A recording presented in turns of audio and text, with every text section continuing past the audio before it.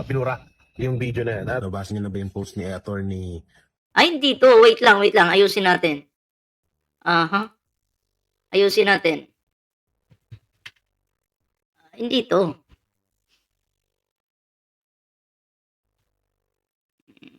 Hanapin natin yung video. Isang So, eto mga banat. Grabe. So, mga banatero.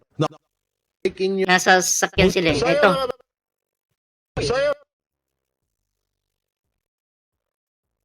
Mga banateros. So, sige. Sasagot na ako. Ito yun. Ito yata yun eh. Ito na. So, yung mga banateros. So, sige. Sasagot na ako. Bakit ko nga ba pinura yung video na yan? Ay, unahan ko na. Huwag na si Banatbay muna. Ako na muna. Isa lang sagot mo. Naduwag ka dahil fake news yung pinakalat mo. Natakot ka sa kasong isasampa sa'yo ni Trillanes. Kaya mo binura ang video. Yun. Alam mo, kung talagang gusto mong sabihin kung ano yung totoo, bakit mo ipapasa kay Banatbay? Hindi mo ba kayang idepensa yung sarili mo? Kapwa bobo, magpapadepensa sa bobo. Pero sige na, eto na, panoorin natin. Isa sa mga nagpayo sa akin ay si Banatbay. So, bakit nga ba natin binura yung bay? Kasi ganito yan. Tayo po ay hindi naman mga ordinaryo na vlogger. Hindi po sila ordinaryong fake news creator. Sila po ay mga high quality fake news creators. Hindi po sila ordinaryong tagagawa ng fake news. Malala silang mag-fake news.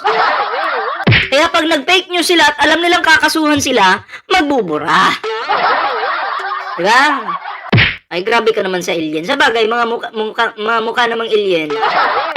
Tayo ay parte ng SMNI. Tayo ay... parte ng SMNI na pinakasinungaling at kayo yung alagad. Kaya nga, high quality kayo. Pag gumawa, yung mga fake news na ginagawa ninyo, pang ano talaga, yung mabibrainwash talaga yung tao.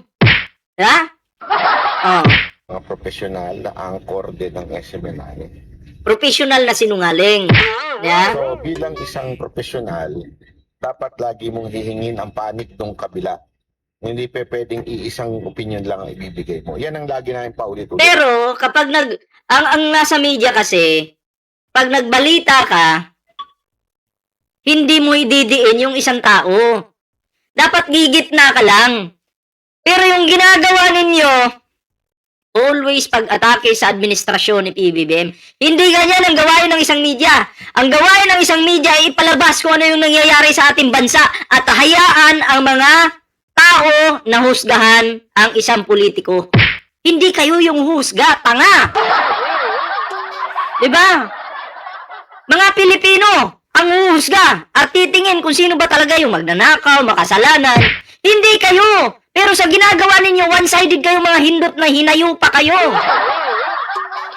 Yun yung klaro dyan. Kasi iba, lagi sinasabi, bakit kayo nag-i-interview ng ibang panig? Bakit kayo in-interview si ganito? Si Yorme, si... Katulad yan, ini-interview niyo si Yorme. Pero dinidiin niyo si PBBM na magnanakaw kasi yung grabe yung korupsyon. Yan ba yung media? Dapat tanong lang kayo ng tanong. Diba? Hindi yung, ang media ba nagbibigay ng sarili nilang opinion? Ang media ba nagsasabi na, magnanakaw yan eh. Walang ganun sa media. Kung professional talaga kayo, hindi nyo gagawin yan. Kapag ang ini-interview nyo, binabanatan si PBBM, okay yun. Para sa inyo, okay yun. Diba? Tanong lang kayo ng tanong. Binabanatan yung Pangulo, okay yun. Ngayon naman, pag na-interview nyo si Yorme, pinupuri naman si PBBM, dapat approve pa rin kayo dun. Kasi yun yung kanyang gusto eh. Yun yung nakikita niya, yung pananaw niya. Kayo, ang ginagawa nyo, binabaran nyo si Isko Moreno. Ang ending tuloy, kayong lahat, banateros, na pahiya kayo. Pinahiya kayo ng isang tao lang. Sa inyong studio pa mismo, tangina. Ano si Ulysses? Ba't nyo na-interview yan? Mga dilawan nyo, mga ganyan-ganyan. Kami po kasi ay hindi ordinaryong vlogger. Huwag nyo kaming itulad dun sa mga ordinaryong vlogger na okay lang na pumanig. Kami kailangan din namin. Oh. Kami, pumapanig kami. Kasi vlogger naman kami. Tapos kayo, angkor kayo ng Isiminay, vlogger pa kayo, tapos ang sagot mo ganito. Magpakita ng kabilang side. Oh. Pinapakita nyo yung kabilang side. Pero, pag ang kabilang side, pinuri yung Pangulo, hindi na naman kayo pabor. Tangin ang bobo ng depensa nitong taong ito. Alam mo, banat bay, makita lang kita, babatok-batukan lang kita eh. Hayop ka. Kasi kami po yung mga angkor ng Isiminay. Oh. In line with that, kasi itong si Trillanes, since nagbigay siya ng panig niya by saying hindi totoo yan, kaya i-take down mo yan, bilang profesional na mga media, kailangan namin sundin. Kasi sinabi na nga na... Kailangan yung sundin kasi sinungaling kayo. Okay? Sinungaling kayo. Hindi talaga kayo media. Biased na, alam mo yun, nabilang kayo sa mga kulto eh. Alam niyo naman yung gawain ng mga kulto, manira na manira. Yeah. Hindi totoo yan, nagbigay na siya ng panig niya. Kailangan namin tuparin yun bilang mga profesional. Hindi po kami... Pero hindi ginagawa ng GMA yan. Hindi ginagawa ng ibang media network yan. Kayo lang gumagawa talaga niyan. Diba? At bilang, kasi kiniklaim nyo yung sarili nyo, na angkor na kayo ng Isiminay, mga media na kayo kuno. Bago nyo i-post, i-verify nyo muna yan. Hindi yung post kayo ng post na para kayong mga inutil tanga. Diba? I-verify nyo muna. Teka lang, legit ba to? Hindi. Oh. Sino ba yung source nyo? Si Baligod lang ah. Alam nyo naman si Baligod. Baliktaran yan. Asan yung ebidensya? Wala. Post lang kayo ng post. Yan yung problema. At ginagamit nyo pa yung salitang di umano. Hindi kayo kayang iligtas niyan. Tanga. ordinaryong vlogger. May sinusunod din kaming estasyon na kailangan professional ang datingan. So, Yun ang rason nun. Okay? Pero hindi ibig sabihin, nagbago kami ng pananaw at paniniwala doon sa sinabi ni Atty. Baligod. Naniniwala pa rin kami na merong merong nahirapan mag-explain. Nahirapang lumusot. Nagloading yung utak. Kasi alam niya na hindi totoo. Kasi kung totoo yan, tangina, magsalita ka, dire-diretso yan. Di ba? basihan yung sinabi ni Atty. Anong basihan? Ano? I-post nyo. Close naman kayo kay Baligod. Ay, bakit nyo hindi i-post? Kung ano yung mga dokumento na hawak niyan? Baligod. Naniniwala kami doon. Pero since, again, we are a part of a media entity, we have to do our jobs as well. But, siyempre, yung aming paniniwala na si Trillanes ay sangkot sa mga ganitong Ano? transaksyon. Ako, Di madiretso. dito, Atty. Baligod, wala tayong magagawa kung hindi kailangan natin ibigay din ang panig ni Trillanes. That's fair media. Ang problema na nga lang Fair media with no brains. Sabi nga nung zombie, brains. Ano yun? Ano yan? Anong laro yun? Yung sumisigaw ng brains? Paki-comment nga, anong laro yun? Plants versus Zombies. Sabi ng zombies, brains.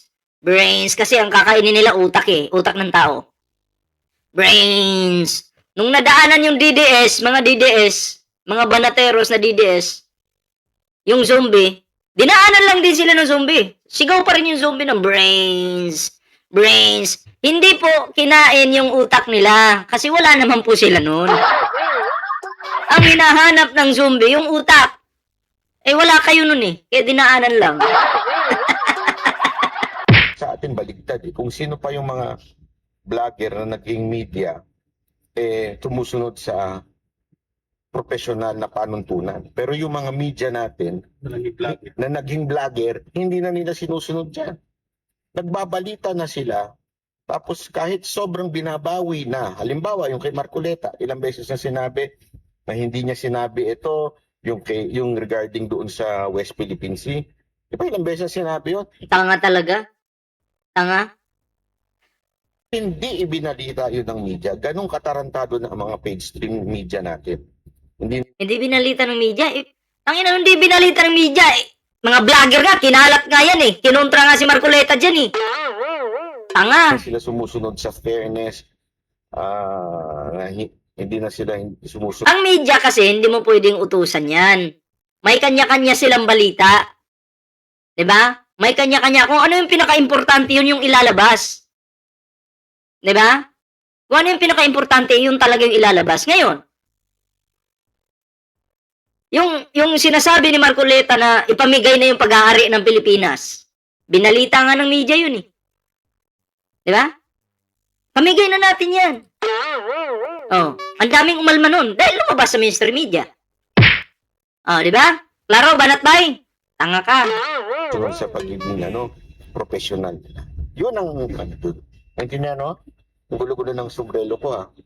O, yan ha. Ayan na, may tagasagot na ha. Oh, nasagot na ha. Tangina mo. Ay, salamat po ha, Baby Leonora sa iyong pakulay ha. Oh. Narinig Ikaw yung gumawa ng fake news, iba yung sumagot. Pinasagot mo pa, bobo din. Wala talaga. yun.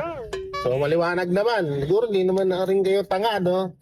So, yung mga pangbabash nyo ngayon sa akin na duwa, nababas sa'yo.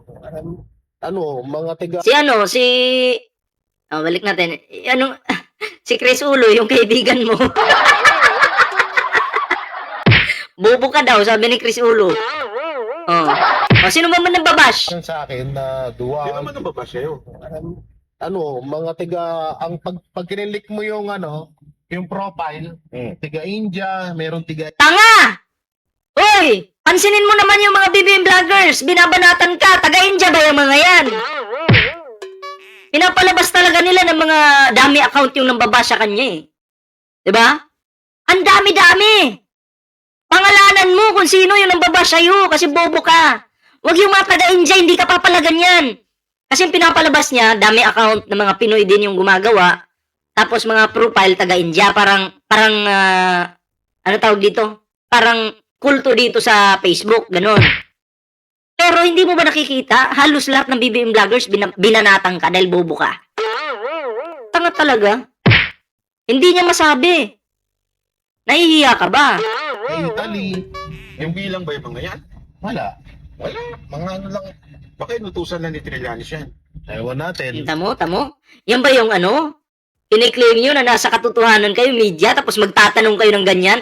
Baka inutusan ni Trillanes? Yung bawat isa ba na yan, kayang utusan? Banat ba, kung dudurugin ko talaga yung utak mo ba? Kung zombie lang ako, kaso wala ka ring utak eh, no? Oh, kaya dinadaanan ka lang ng zombie eh. Alam mo na nung hanap ng mga yan, brains. Ang tanong, inutusan mo ba? Naku po, nagtanong na naman ako.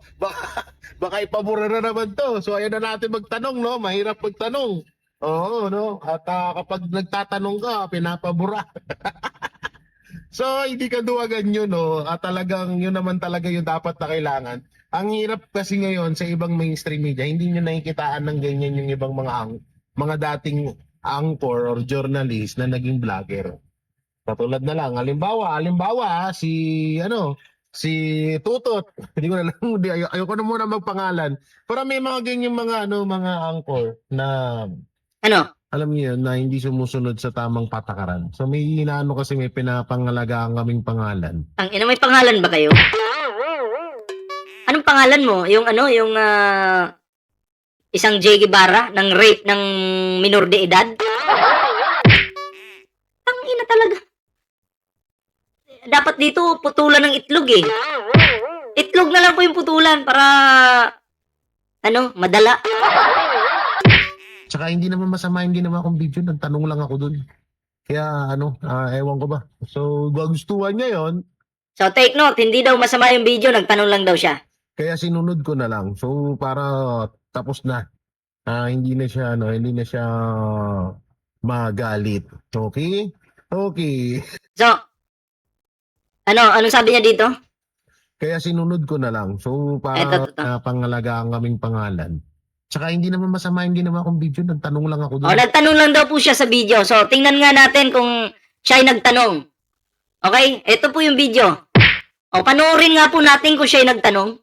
Pinapanood niyo yung kay ano, nabasa niyo na ba yung post ni Attorney Mm. Baligod? Mm. Na may nag-text sa kanya Oh. na inoopera ng 10 million ng bawat isa sa 18 ex-marine Oh. or 18 bride marine.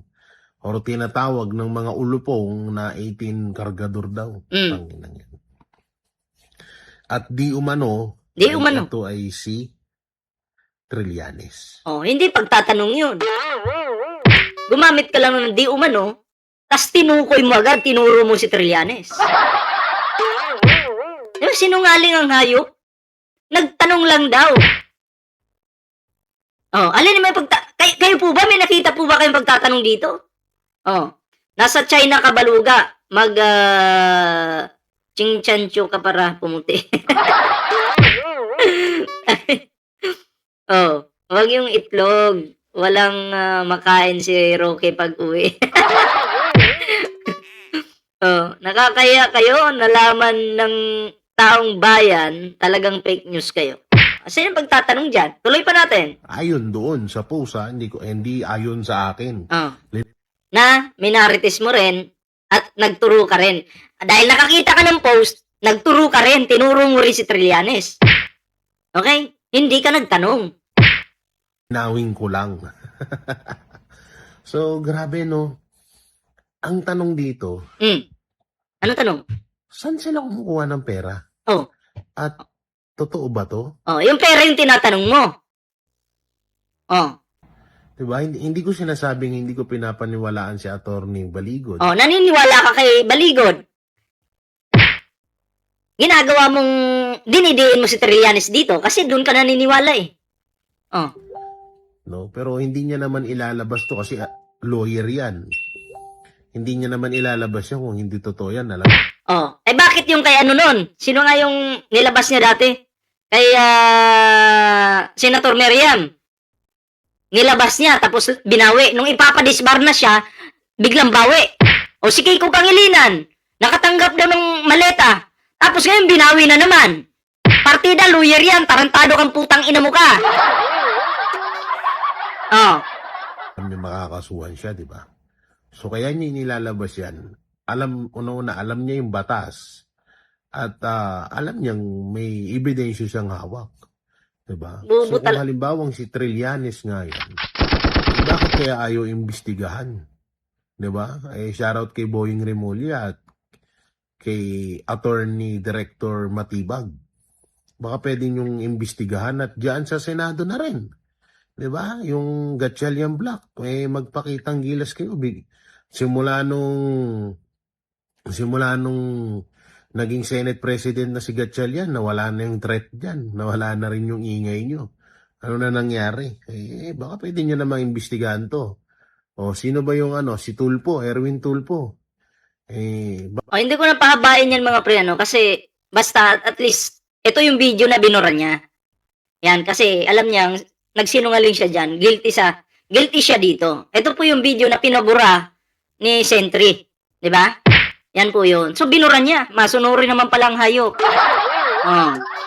So, kayo po, ano po yung inyong mga opinion dito? Ano po yung inyong reaction? And comment down below para naman po mabasa natin yung inyong kanya-kanyang reaction po dito. At syempre, no, wag po natin kalimutang mag-like, share, subscribe para naman po maging updated po kayo sa mga uploads po natin. At may TikTok po tayo dyan kompleto. Abangan nyo po mamaya. Iba po yung magla-live dito sa channel ko, si Mr. Sponsor po. Abangan nyo po yan mamaya. At maraming salamat sa inyong lahat. Hindi ko na kayo maisa-isa dyan, ano? Hindi ko na kayo maisa-isa dyan, pero maraming salamat po sa inyo. Sa mga nag-like, salamat po.